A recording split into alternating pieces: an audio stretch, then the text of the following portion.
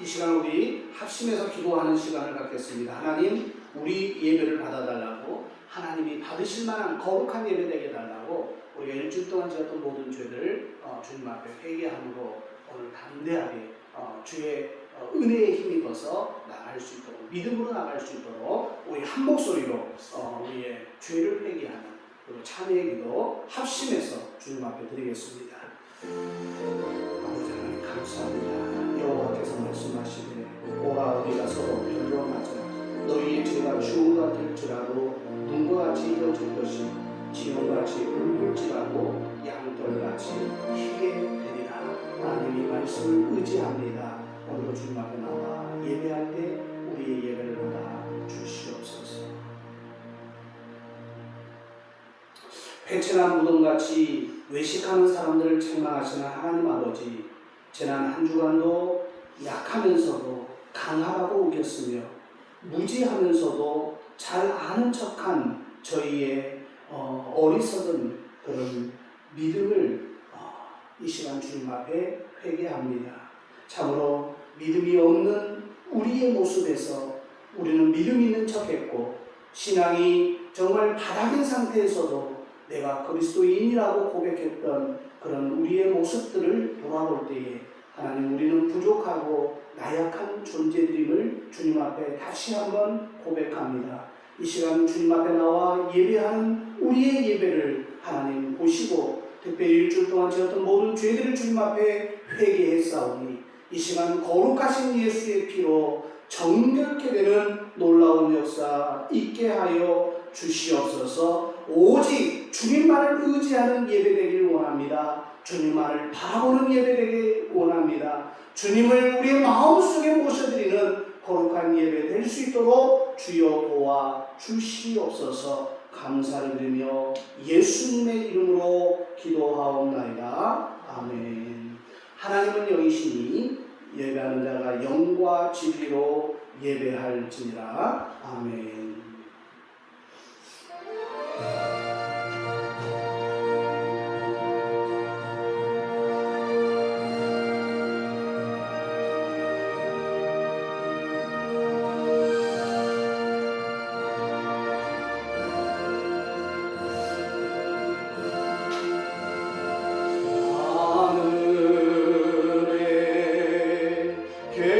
계시나 보시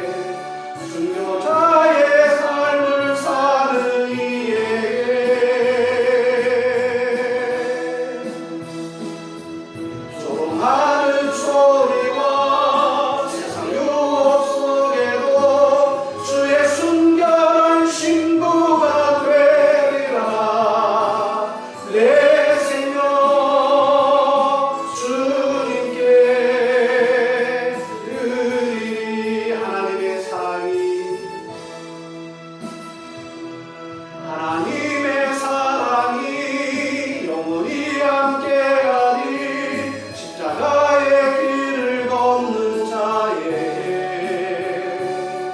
순교자의 삶을 사는 이에게,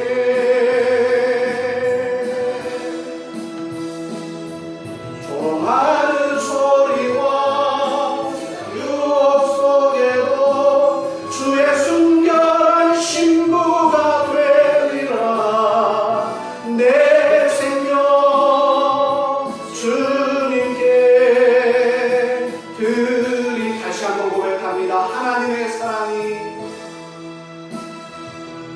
하나님의 사랑이 영원히 함께하리. 십자가의 길을 걷는 자에게, 순교자의 삶을 사는 이에게,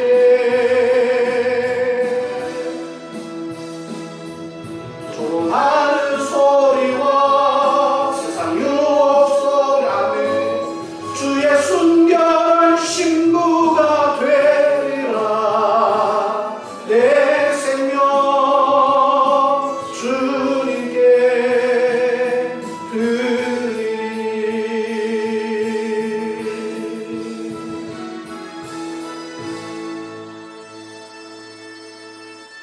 나는 전능하신 아버지 하나님, 천지의 창조주를 믿습니다. 나는 그의 유일하신 아들 우리 주 예수 그리스도를 믿습니다. 그는 성령으로 잉태되어 동정녀 마리아에서 나시고 본디오 빌라도에게 고난을 받아 십자가에 못 박혀 죽으시고 장사되지 사흘 만에 죽은 자 가운데서 다시 살아나셨으며 하늘에 오르시어 전능하신 아버지 하나님 우편에 앉아 계시다가 거기로부터 살아있는 자와 죽은 자를 심판하러 오십니다. 나는 성령을 믿으며 거룩한 공교회와 성도의 교제와 죄를 용서받는 것과 몸의 부활과 영생을 믿습니다. 아멘. 결혼문 29번입니다.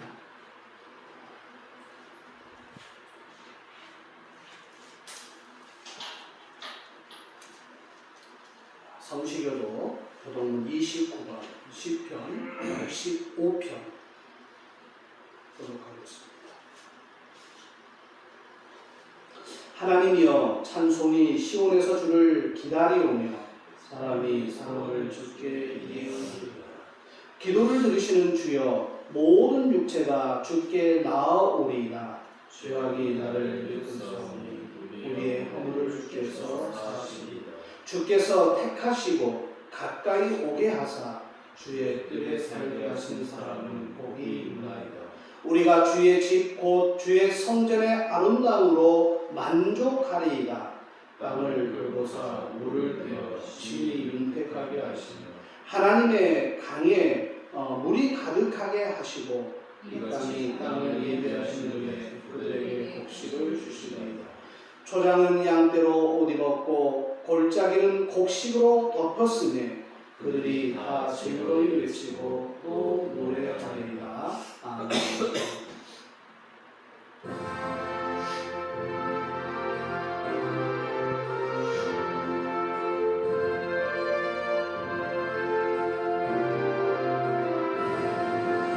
물 위에 생명줄 던지어라. 누가 저 형제를 구원하랴. 우리의 가까운 형제이니 이 생명줄 그 누가 던지려나. 생명줄 던져 생명줄 던져 물속에 빠져간다.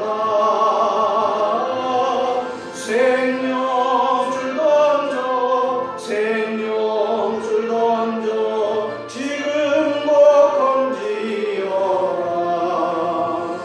너 빨리 생명줄 던지어라. 형제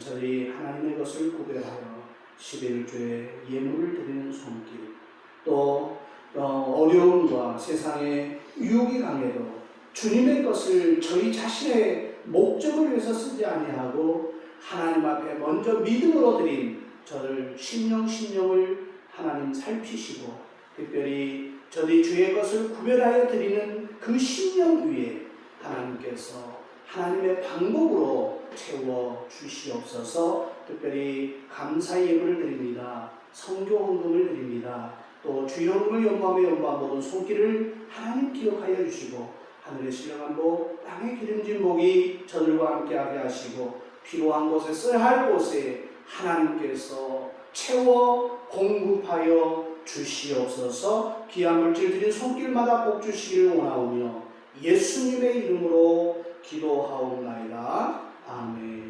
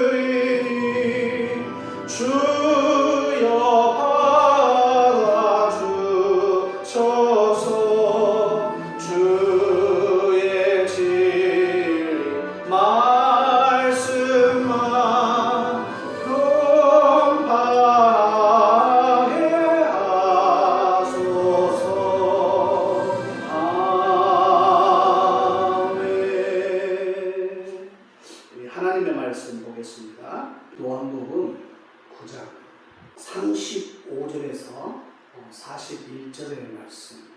예수께서 그들이 그 사람을 쫓아냈다 하는 말을 들으시더니 그를 만나사 이르시되 네가 인자를 믿느냐. 대답하여 이르되 주여 그가 누구시오니이까 내가 믿고자 하나이다. 예수께서 이르시되 네가 그를 보았거니와 지금 너와 말하는 자가 그이니라. 이르되 주여 내가 믿나이다 절하는지라. 예수께서 이르시되 내가 심판하러 이 세상에 왔으니 보지 못하는 자들은 보게 하고 보는 자들은 맹인이 되게 하려 함이라 하시니, 바리새인 중에 예수와 함께 있던 자들이 이 말씀을 듣고 이르되 우리도 맹인이라. 예수께서 이르시되 너희가 맹인이 되었더라면 죄가 없으려니와 본다고 하니 너희 죄가 그대로 있느니라. 네, 아멘. 오늘 이 요한복음 9장 35절에서 41절에 있는 말씀을 가지고 주님과 맹인과의 만남이라는 제목으로 함께 말씀을 나누겠습니다. 우리는 예수님을 주님이라고 부릅니다. 그분이 주님이시라면, 자, 저의 주님, 여러분의 주님이시라면 우리는 종이라는 의미를 거기에 대입해 볼 수가 있습니다. 예수님은 우리의 주인이십니다. 그러면 우리는 그분의 종이라는 거예요. 이것은 무엇을 의미하냐면 주종관계에 대한 것을 이야기하고 있는 겁니다. 주종관계라는 말은 무슨 말이냐면, 만약에 주종관계가 성립된다 그러면 그분에게 나의 생사여탈권이 주어진다라는 의미입니다. 절대로 생사여탈권은 인간이 가질 수 있는 능력이 아닙니다. 그리고 인간이 가져서도 안 되는 내용이에요. 그런데 우리는 한번 생각해 보세요. 주님을 나의 주님이라고 우리가 고백을 하고 또 나는 그분의 종입니다라고 고백을 하는데 우리의 삶을 한번 가만히 들여다보면 이게 반대의 분들이 너무 많다라는 거예요. 대한민국의 5만 교회, 1000만 성도라고 과거에는 그렇게 이야기를 했어요. 그런데 생각해 보세요. 5만 교회와 1000만 성도가 동일하게 이 고백을 한다면 예수님은 나의 주님이십니다. 주님이라고 우리가 정말 우리 심령 깊은 곳에서부터 한다라면, 진정성 있게 그런 고백을 한다라면, 지금 사회에서 우리 기독교를 향해서 손가락질하고 또 막 입에 담을 수 없는 막 욕설을 댓글 같은 데 보면 너무 많이 올라오는데, 과연 그런 이야기들을 우리가 들을 수 있을까요? 생각을 해보세요. 만약에 교회와 사회를 대하는 가치관, 그런 내용들이 내가 주님이라는 그 고백을 아주 신령 깊은 곳에서부터 우러나오는 고백을, 당신은 나의 주인이십니다, 당신은 나의 주님이십니다라는 고백을 통해서 과연 우리의 행동이 지금처럼 이런 모습으로 보여질까, 비춰질까, 그런 생각을 제가 해보게 되는 겁니다. 실제로 우리는 내가 주님이라고 고백하는 그 와중에서도 실제로 주님이 아니라 우리 자신인 적이 너무 많다라는 거예요. 그래서 내가 주인이면서도 주님이 주인인 양, 그렇게 우리가 어떻게 보면은 가식을 떨고 있는 모습이 아닌가, 그런 생각을 제가 조심스럽게 해보았습니다. 대도 조세형이라는 사람이 있어요. 대도 조세형이라고, 대도라고 우리가 붙이는 이유는 제가 설명을 해드릴게요. 1938년 전주에서 출생을 했어요. 그런데 그가 어린 시절에 6.25를 경험합니다. 6.25를 경험하면서 부모를 다 잃어버려요. 그리고 하나 남은 형까지도 잃어버립니다. 그래서 그가 고아원에, 보육원에 이제 전전하면서, 전국의 고아원들을 전전하면서 그가 삶을 살아요. 그런데 그가 어렸을 때부터 먹기 위해서, 아니면 살기 위해서 그가 도둑질을 시작합니다. 그러니까 그 도둑질이 한 번, 두 번, 세 번 그렇게 하다 보니까 16번이나 됐어요. 16번. 우리가 말하는 별을 16개를 달았다는 이야기예요. 형무소를 16번 들락달락 했다는 이야기예요. 그런데 그가 왜 대도라는 이름이 붙여졌냐면, 그 당시에 60년대, 70년대에 또 70년대와 80년대, 그때 이 조세형이 활동했던 이 70년대와 80년대 가장 많이 활동을 했어요. 근데 그 사람은 이 드라이버 하나만 손에 딱 쥐어지면 못 따는 문이 없었어요. 못 여는 문이 없었어요. 그 드라이버 하나 가지고 그 강남에 있는 부유층, 꼭 부유층만 들어가는 거예요. 그래서 이 사람이 이 들어가서 훔쳤던 사람들이 뭐 경제부총이라든지 국회의원이라든지 고위급 어떤 공무원이라든지 또 유명인들의 집만 털어버린 거예요. 그리고 그가 예를 들어서 돈을 훔쳐오면 그걸 본인이 다 쓰지 않고 절반을 딱 나눠가지고 가난한 사람에게 무작정 나눠줘버린 거예요. 그래서 그를 대도라는 이름을 사람들이 붙인 거예요. 그 당시까지만 해도 우리 한국 사회에 부유층 사람들이 어떻게 사는지를 몰랐어요. 아무도 몰랐어요. 그런데 조세형이 잡혀가지고 이제 그 법원에서 신문을 할 때 조세형 이야기가 다 하는 거예요. 어떻게 살더라, 그들이 어떻게 해놓고 살더라, 그들의 집에 가보니까 금괴가 있고 그 금괴를 열었더니 어떤 것들이 어떻게 있더라, 그냥 막 떠들어 버리니까 그때 처음으로 한국 사람들이 정치인들 그리고 유명인들은 저렇게 사는구나, 그때 비로소 깨닫게 된 거예요. 한 번은요, 이 경제부총리였던 그때 김준성이라고 제가 기억내는데, 김준성 집에 이 조세형이 들어갔어요. 들어갔더니 훔칠 것도 많은데 유독 눈에 띄는 것이 권총 한 자루와 실탄 200발이 있는 것을 발견한 거예요. 그래서 그걸 훔쳐요. 권총하고 실탄 200발을. 그래 훔쳐가지고 나와가지고 조용히 파출소 앞에 갖다 놓고 사라져버렸어요.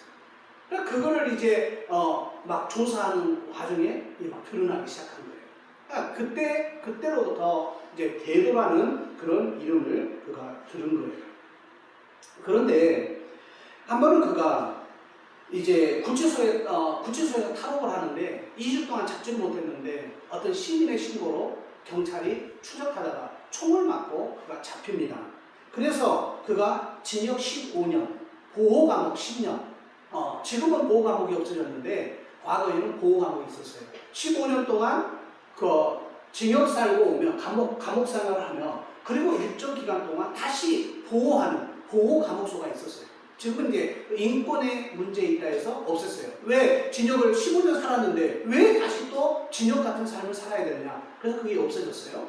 근데 그 당시에는 이 조세형이 받은 것이 15년 징역, 교도소에 15년을 있어야 돼요. 그리고 나와서 보호감옥에 10년. 이렇게 이제 다 출소하고 나왔는데 유명인사가 됐어요. 그가 어디에 있었냐면 청송교도소에 있었어요. 청송교도소에 있었는데 유명인이 됐어요. 왜 유명인이 됐느냐?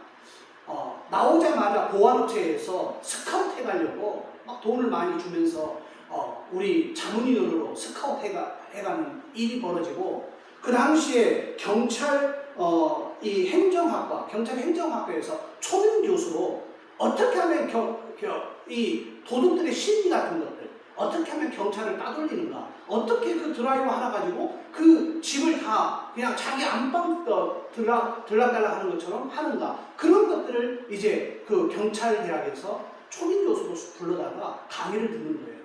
더 웃긴 거는 그가 청송교도소에 있으면서 기독교 활동을 한 거예요. 그래서 믿음을 자기 스스로가 믿음이 있다고 생각해가지고 출소하고 나서 목사 안수를 받은 거예요. 그럼 목사님이 된 거예요. 조세형이. 목사님이 되어서 막 선교회도 만들고 막 전국 교회 다니면서 간증 집회도 막 활발하게 하고 있을 그때에 그가 선교회를 만들었어요. 가난한 사람들을 위해서 이제 돕자. 그러면서 한국어로는 부족하니까 외국에까지 선교회를 만들자 해서 일본에 노숙자들을 돕기 위해서 일본으로 넘어갔어요. 일본 도쿄 주택가에서 또 도둑질을 하다가 경찰에 쫓겨서 총에 맞고 일본 경찰한테 붙잡힌 거예요. 자, 선교하러 갔다고 한 사람이, 그것도 목사 안수를 받은 사람이 일본까지 원정 절도를 하러 간 거예요. 쉽게 말해서 잡혔어요.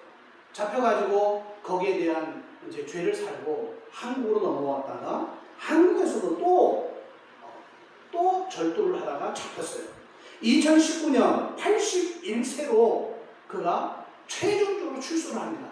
이제 여러분 어렸을 때부터 교도소를 16번 들락날락 했기 때문에 이거는 81세가 되었을 때 출소를 해요.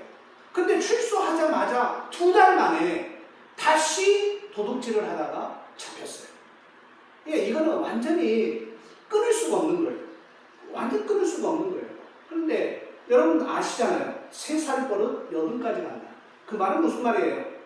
버릇이 한번 길들여지면 죽을 때까지 놓을 수 없다. 그건 고칠 수 없다. 그렇게 옛날 어른들이 이 이야기를 한 거예요. 조세형이 그래버린 거예요. 목사 안수를 받아도 의미 없어요. 그가 목사 안수 받을 때 예수님을 향해서 주님이라고 고백했을 거예요.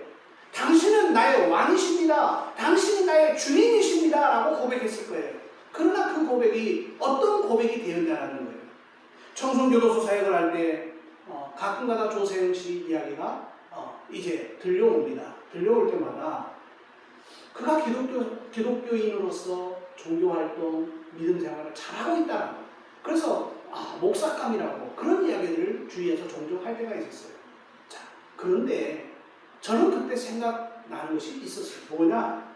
누가 어떻게 무엇으로 그 사람의 신앙을 점검했던가? 누가 도대체 언제 무엇으로 조세형 씨의 신앙을 점검해봤냐는 거예요. 예수님께서 정말 우리의 주인이십니까? 그렇다면 정말 우리가 그분을 주님이라고 고백한다면 나의 삶은 이래서는 안 된다는 거죠. 다른 사람 이야기할 거 없어요. 바로 내 자신부터 한번 점검해 볼 필요가 있다는 것입니다. 예수님께 정말 우리의 주님이시라면, 진실로 예수님께서 주님이시라면 우리는 목숨까지 내어놓고 그 주님을 따를 준비가 되어 있는 사람인가 스스로 한번 점검해 보자는 겁니다. 우리는 예수님을 믿음으로 구원받습니다. 예수님을 믿음으로 구원받아요. 행위로 우리가 구원받는 것은 결코 아니라는 것입니다. 만약 행위로 구원받는다면 나는 모든 것을 기고하고 도시락을 싹 들고서라도 그 사람과 맞설 준비가 되어 있는 목사 중에 한 사람이에요. 오직 구원은 믿음으로 가능한 것입니다. 믿는다라는 것이 무슨 말일까요? 오늘 이 믿는다라는 것을 우리가 한번 점검해보고 이 믿음이라는 의미를 한번 우리가 되새겨볼 필요가 있어요. 뭐가 믿음이냐라는 거예요. 그냥 믿습니다 하면 끝나는 겁니까? 모든 것이 그냥 내 입술로 그냥 내가 고백으로 그냥 믿습니다 하면 끝나는 거예요? 그러면 여러분 한번 해보세요. 어떤 큰 위급한 상황에서 여러분이 한번 해보세요. 그게 어떤 큰 고백 안 하는 것보다는 그렇게 고백하는 것이 훨씬 더 나을지라도 여러분이 믿습니다 이거 가지고는 이게 여러분이 믿음이 있다 이렇게 말하기는 어렵다는 거예요. 성경에 보면 많은 곳에서 내 믿음이 너를 구원하였느니라. 제가 찾아봤어요. 20군데가 너의 믿음으로 내 믿음이 너를 구원하였다라는 말씀이 성경 20군데나 기록되어 있는 것을 제가 찾아볼 수 있었어요. 그러면 진짜 믿음이라는 것은 무엇이냐는 말이에요. 예수님께서 직접 말씀하셨어요. 예수님께서는 믿음을 어떻게 정의하느냐. 예수님의 믿음의 정의가 우리에게 중요하게 다가올 수 있는 거예요. 자, 한 사건을 통해서 우리가 그 예수님이 정의한 믿음에 대해서 우리가 한번 추적해 가보려고 하는데, 오늘 우리가 읽었더니 요한복음 9장 그 전에 8장을 우리가 읽어보면 훨씬 믿음에 대한 정의를 우리가 쉽게 얻을 수가 있어요. 자, 24절에 이렇게 이야기합니다. 내가 그인 줄 믿지 아니하면, 그러니까 그인 줄이라는 말은 그리스도인 줄, 그러니까 그리스도인 줄 너희가 믿지 아니하면, 예수는 그리스도시다 이거를 믿지 아니하면 죄 가운데서 죽으리라.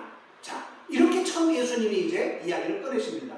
예수님이 예수 그리스도라는 거예요. 그리스도라는 거예요.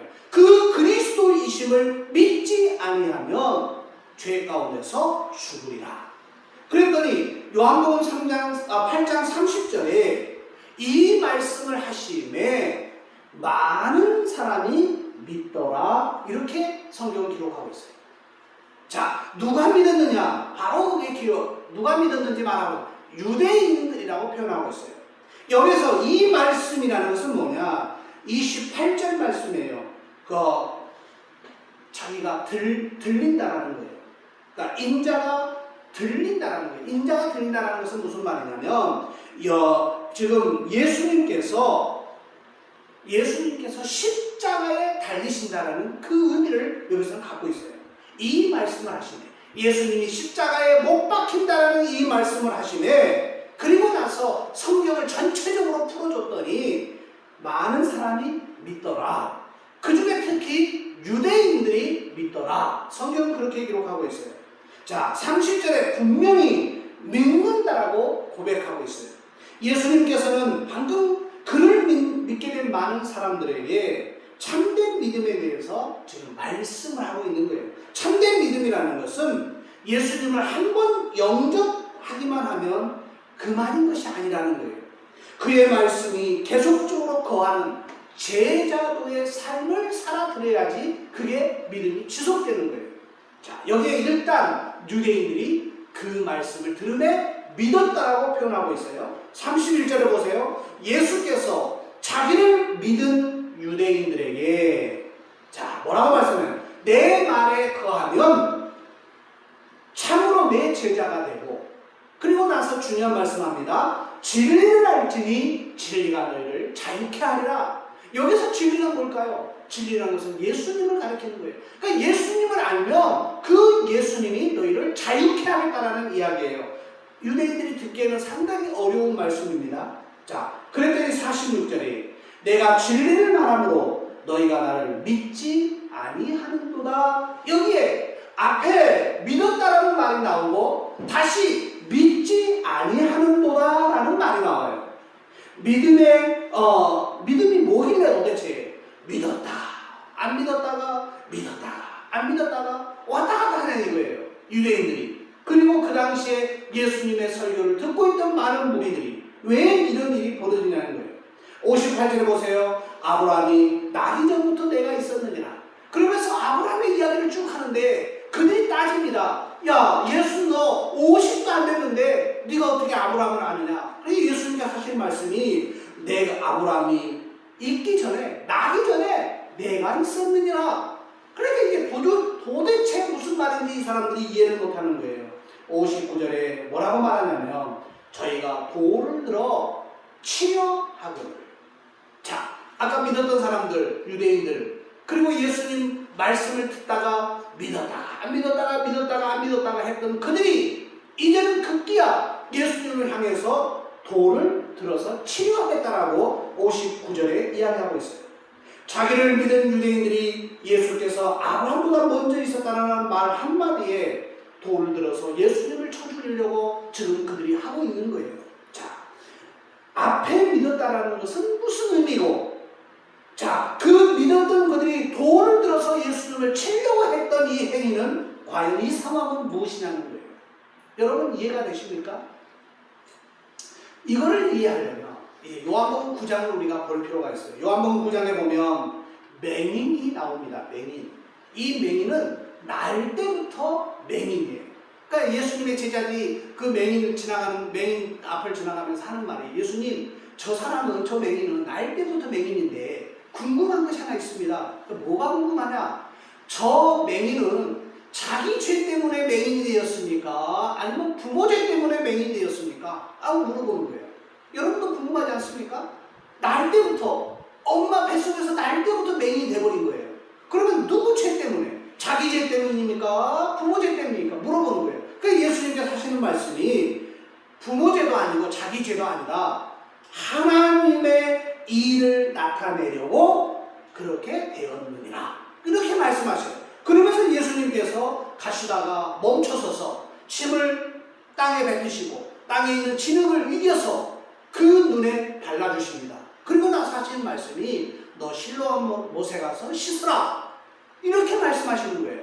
그랬더니 이 맹인 되었던 사람이 그대로 예수님 말씀을 믿고 실로암에 가서 눈을 씻었더니 눈이 탁 튀어져 버린 거예요. 보게 된 거예요.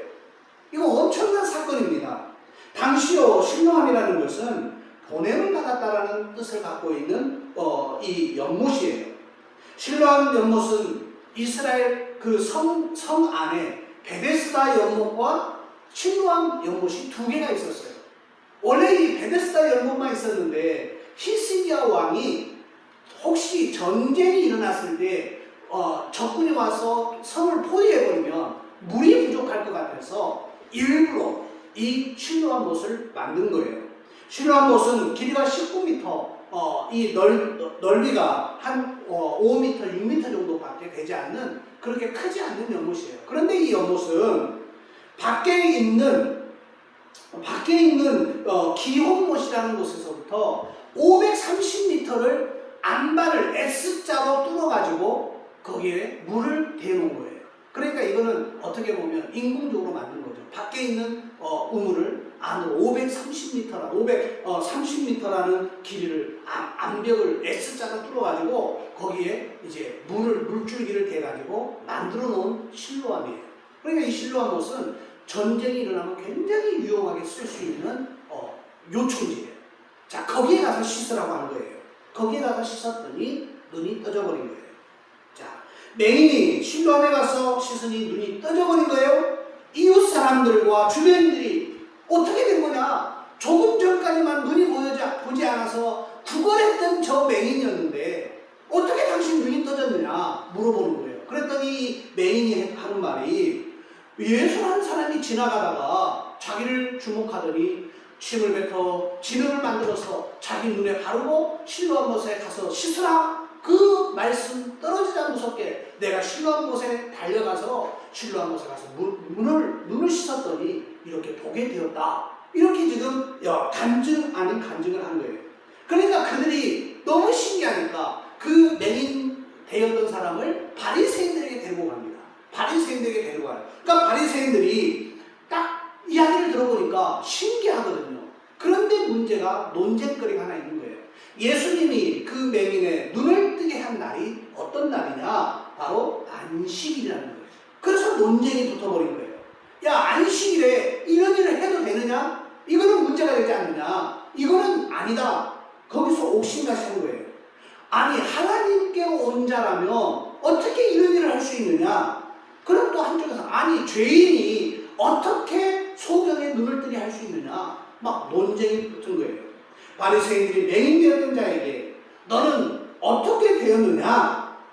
너는 그 너의 눈을 띄게 해줬던 그 예수님을 너는 누구라 하느냐? 그러니까 이 맹인이 대뜸 하는 소리가 그는 선지자이십니다.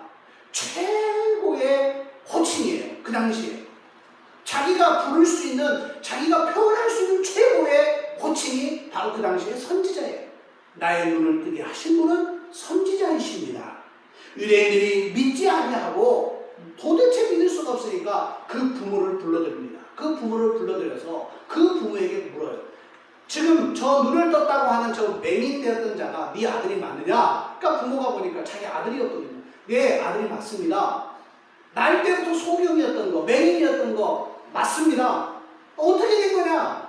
그랬더니 그 당시에 예수가 그리스도라고 고백하거나 믿은 사람들은 다 회당에서 출교하고 결의된 상황이기 때문에 부모가 함부로 말을 못하는 거예요. 그래서 하는 소리가 아니, 내 아들이 이제 눈도 떴고 잘 보이니까 왜 나한테 물어보십니까? 그가 장성했으니 그에게 물어보십시오.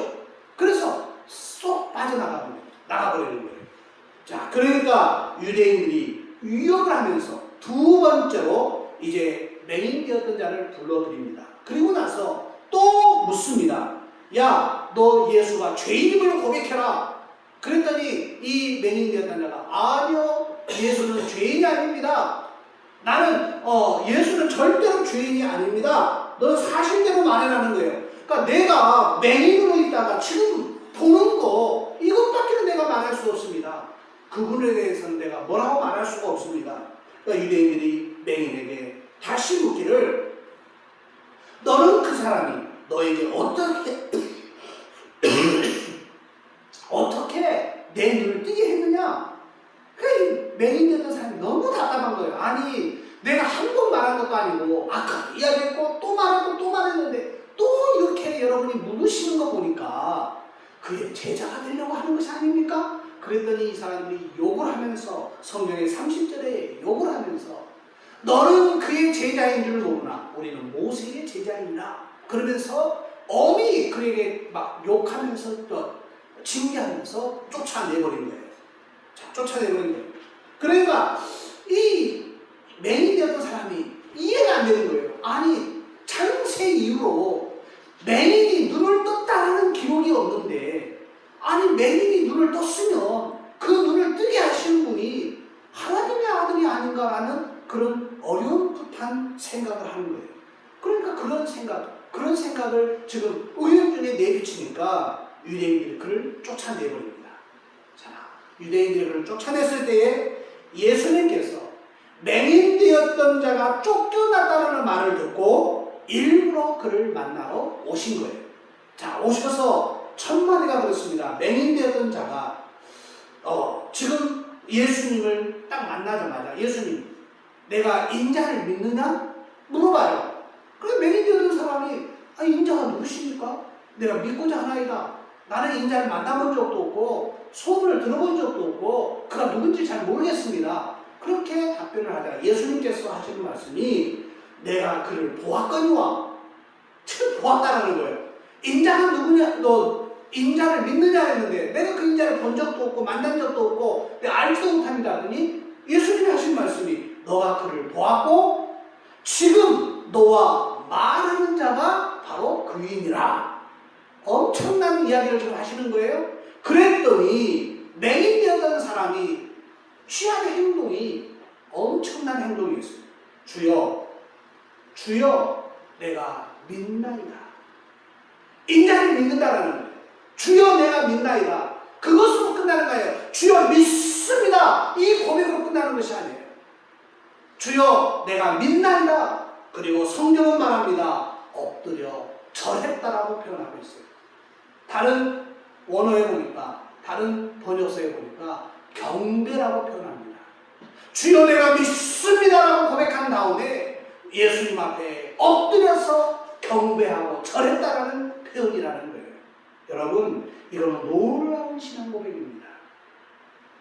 한 인간이 예수 앞에 무릎 꿇고 경배하는 것이 바로 진정한 믿음이라는 거예요. 엎드려 절하는 것이 바로 믿음의 행위라는 것입니다.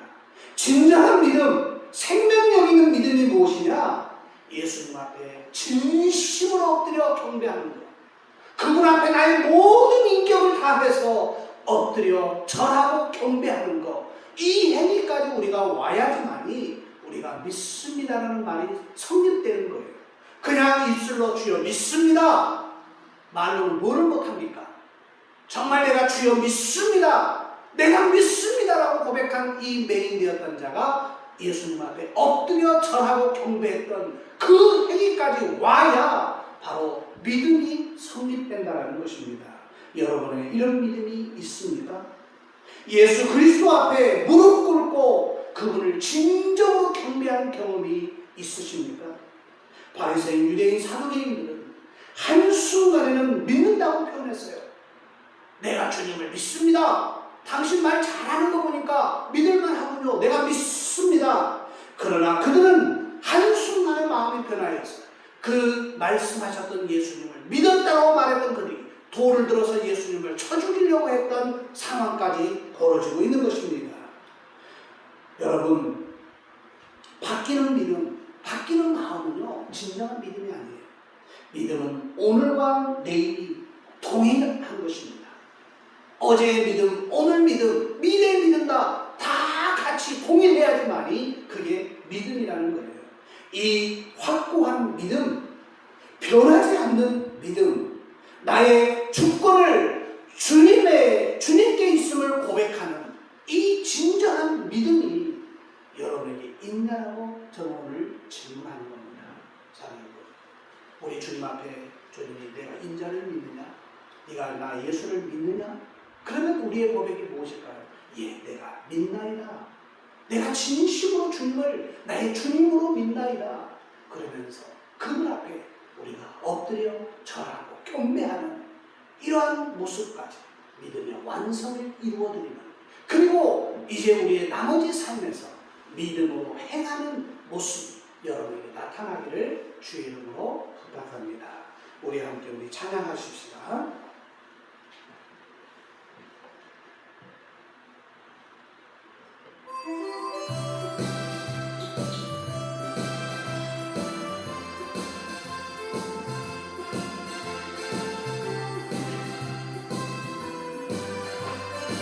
어두운 밤에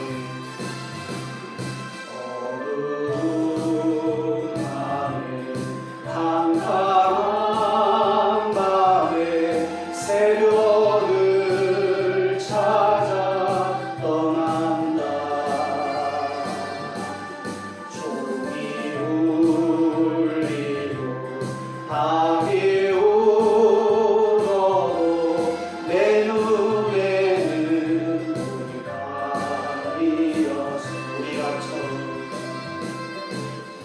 우리가 처음 만난 그때는 차가운 새벽이었어. 주님 마음속에 사랑이 있음을 나는 느낄 수가 있었어. 오 주여 당신께 감사하리라. 실로암 내게 주심을 나에게 영원한 뜻함 속에서 떠나지 않게 하소서. 오 주여 당신께 감사하리라.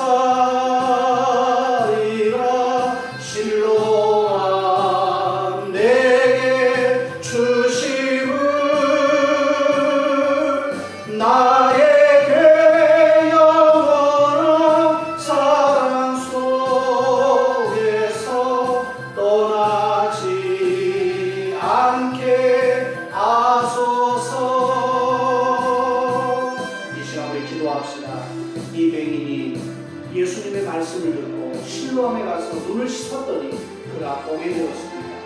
우리의 어두워졌던 영안 이제 주님께서 말씀하십니다. 너희들 실로암 못에 가서 씻으라 말씀하십니다. 우리가 정말 예수님이 우리에게 믿음을 요구하실 때에 내가 인자를 믿느냐? 주여 내가 믿나이다. 예수님 앞에 경배했던 이 맹인처럼 우리 진실한 믿음을 소유하기 위해서 주님 앞에 내가 주여 믿나이다라는 고백과 그분 앞에 엎드려 경배하는 이런 행위까지 우리가 연속되기를 원합니다. 우리 함께 우리의 믿음을 주님 앞에 강구하는 기도를 주님 앞에 드립니다. 함께 기도하겠습니다. 하나님 아버지 감사합니다. 오늘 이 요한복음 8장과 9장을 통해서 믿음 무엇인가를 예수님께서 우리에게 말씀하신 믿음의 의미가 무엇인가를 하나님 우리가 깨달았습니다. 변하는 것은 믿음이 아닙니다. 왔다 갔다 하는 것도 믿음이 아닙니다. 행함으로 구원받는 것도 절대로 우리가 그걸 인정할 수 없습니다. 오직 예수를 믿음으로 예수로 말미암아 예수는 그리스도이심을 믿는 믿음으로 우리가 구원받고 주님 앞에 나의 주인이심을 나의 왕이심을 고백할 수 있사오니 주여 내가 주여 주님을 믿습니다 고백하며 주님 앞에 바로 설 수 있는 우리의 믿음 낼 수 있도록 하나님 도와 주시옵소서. 맹인 되었던 자가 주여 내가 믿나이다 엎드려 절했던 것처럼 우리가 주님 앞에 주여 내가 믿나이다 주님 앞에 진심으로 엎드려 경배하는 우리의 모습 우리의 마음가짐이 될 수 있도록 하나님 도와 주시옵소서. 믿음은 오늘과 내일이 동일함을 이 시간 고백했사오니 그 믿음대로 우리가 행할 수 있는 믿음의 사람들 될 수 있도록 도와주옵소서. 역사하여 주시옵소서. 어두운 밤에 캄캄한 밤에 새벽을 찾아 떠난다. 종이 울리고 달이 울어도 내 눈에는 오직 말이었어. 우리가 서로 만난 그때는 차가운 새벽이었어. 주님 마음속에 사랑이 있음을 나는 느낄 수가 있었어. 오 주여 오 주여 당신께 감사하리라. 실로암 내게 주심을 나에게 영원한 사랑 속에서 떠나지 않게 하소서. 오 주여 당신께 감사하리라. 실로암 내게 주심을 나